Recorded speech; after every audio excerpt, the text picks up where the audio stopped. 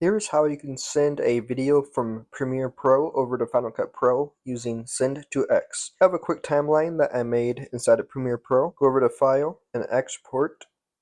Go to Final Cut Pro XML. I'll go ahead and just type Final Cut Pro. It goes to desktop and the file format is the XML. Hit save.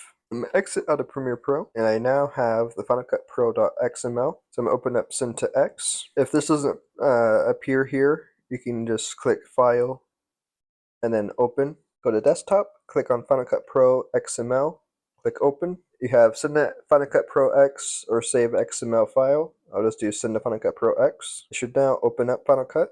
I'll go ahead and open this inside the YouTube library. You can also just create a new one. Go ahead and click Allow. So now here I have Final Cut Pro.